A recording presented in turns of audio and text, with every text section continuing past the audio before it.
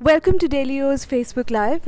We're in conversation today with Mr. Samir Saran, who heads the Observer Research Foundation and who is currently in Delhi hosting an extremely interesting conference, which is titled, as we can see, Tackling Insurgent Ideologies.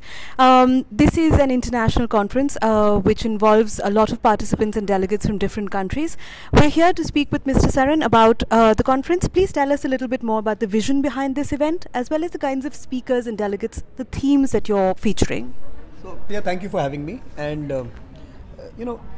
this particular event that we have curated this time around seeks to actually bring together thinkers, practitioners, governments, and the political leadership from 16 countries, all of whom are trying to respond to this menace of violent extremism. We have participants from Africa, Nigeria, which is facing the wrath of Boko Haram. We have speakers from Europe who are trying to respond to the homegrown variety of young jihadists, and of course also the middle-aged and older jihadists, reborn jihadists.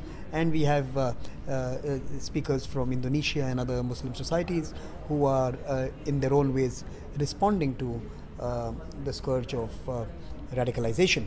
And this particular conference seeks to bring them all together in a conversation where we can share ideas, experiences, failures, successes on our individual failures and successes, and see if we can find discernible patterns, trends and frameworks that must be strengthened in order to succeed against the spread of radical ideology, which, along with aided by technology, aided by the tools of globalization, is beginning to have an overwhelming presence around the globe.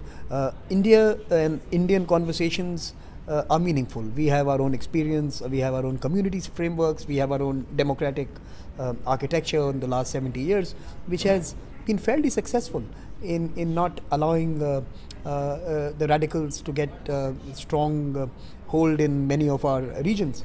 But at the same time, I think we are not inured and immune from it. So we need to start engaging on this subject.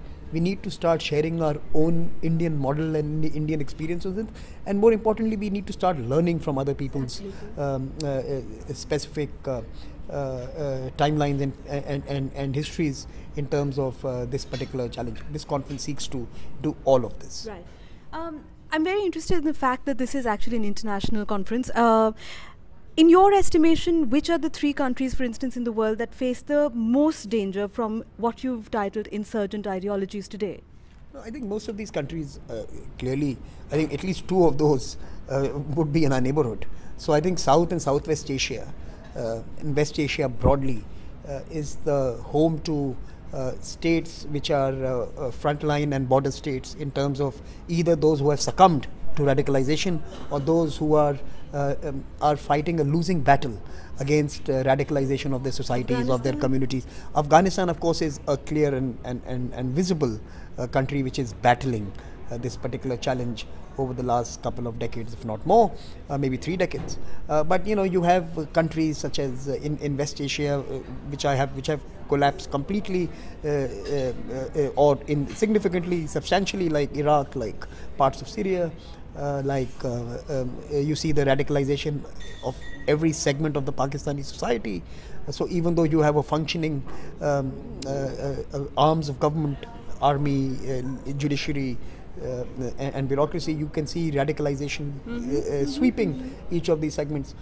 So South and Southwest Asia are extremely important, and we are surrounded, or rather at least on one side, we are witnessing, like the minister said this afternoon, the romance romance towards regression.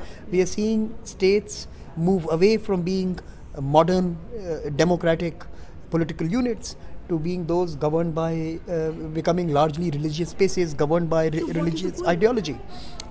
What is the pull towards this direction? I think the appeal, the appeal of identity. In the what we did not foresee as communities, and there are many studies which tell you that I think one of the fundamental losses of hyper-globalization at this speed, courtesy technology and courtesy mobility, has been the person's sense of self, who we are, where do we belong to, how are we supposed to practice our daily lives. And once you see the loss of identity, you go back to the primal identities, to the more basic identities, which are connected around religion, which are connected around gender, which are connected around tribalism, and you are seeing a reversal of the experiment of nation states, from the experiments of nation states to the more primitive existence of tribes and communal living. So you're saying the danger is, as we go forward, we also go backward? We are seeing the coexistence of globalization and nationalism. We are seeing racism and globalization coexist. We are seeing patriarchy and misogyny being mainstreamed in spite of all the progresses of science and technology. We are seeing a lot of all that we thought we had left behind in the 20th century come back with a vengeance in the 21st century. And I think the biggest challenge for all of us is that we are no longer able to isolate deviants and those the violent minorities, the bad guys. The bad guys are no longer isolated anymore. The net allows them to create communities of bad guys. You no longer have that one bully in the classroom. Now you have a million classrooms and every bully is connecting with each other. True. So you have a million bullies. Right. So this aggregation of deviants Right. using tools of Right. technology Right. and globalization Yeah. is one of the biggest challenges facing most modern societies today. Why don't you have anyone from Pakistan here? Actually, we did invite one speaker from Pakistan who's been working on the LET and the Jamaat-ud-Dawa. He's currently studying in the US, and he was unable to join us, but I'm sure he'll be back. We had I think in our previous conference last year, we had only one session on CVE. We had a Pakistani scholar. I think we do need to engage with them, encourage them, and mainstream them into sensible conversations. I think that is required, and maybe in the next edition we will rectify that. Okay.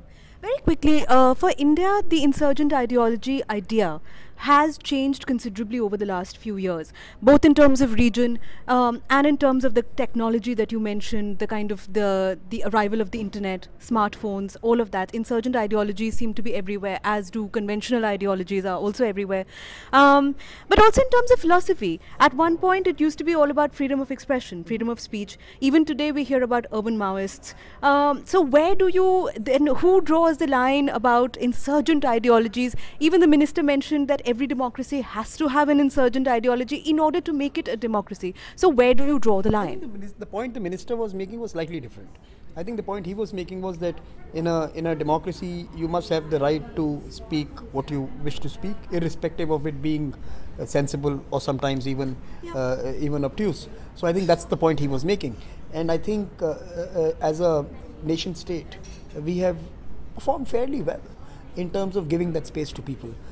Now, with technology allowing communities to live in absolute virtual proximity, we are beginning to see a growing rejection of whatever we dislike.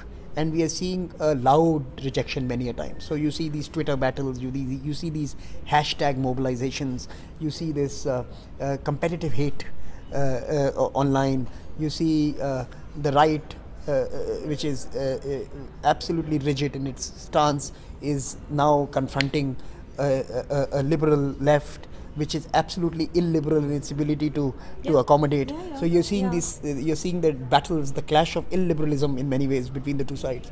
So I think therein lies the message that space and time, which allowed a degree of cordiality, which allowed a degree of respectful distance, which would moderate communications and our responses to each other, has died. With the death of space and time, since we are proximate neighbors all the time, and we see the difference and we see what we do not like on a real-time basis, it evokes far more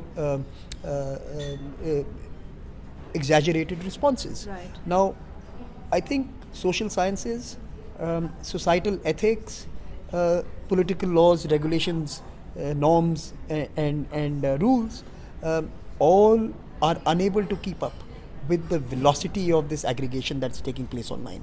So I'm one of the possibilists. I see this as a teething trouble in a world which is now going to be characterized by these new communication and engagement tools.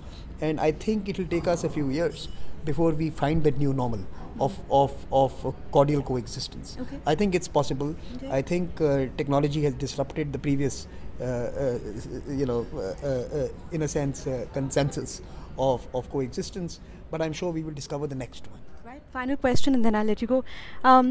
Is there such a thing as urban Maoist? Labeling is something that if you are studying, if you're in the field of studying identity it's considered to be a very real threat. With labeling itself is with the reported assassination of the Prime Let me put it this way: I am not convinced about the use of loose terminologies like Maoists. But if you were to suggest that there is a sizable constituency of those who want to overthrow establishments in the cities, I would tend to agree.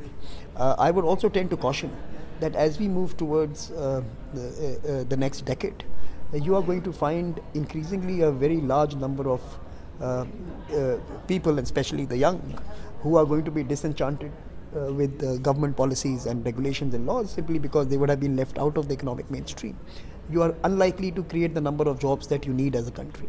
In this scenario, there is a very real possibility that urban unrests, not of the Arvind Kejriwal variety, which were political in nature, although they were quite disruptive at that time. Sure, but you could see a far more violent kind of unrest taking place in the future. Yeah. So we as a country have to safeguard, be careful and be cognizant of this possibility, and therefore economic policies that integrate, focus on job creation, at least skills, at least the gig economy, at least giving people purpose, paychecks and protection, three things that everyone requires.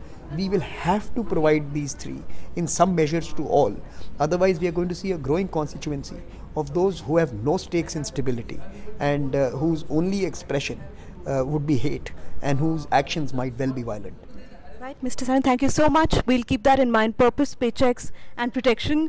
And we look forward to your conference. Thank you very, very much for sparing the time. Thanks a lot. Thanks, viewers.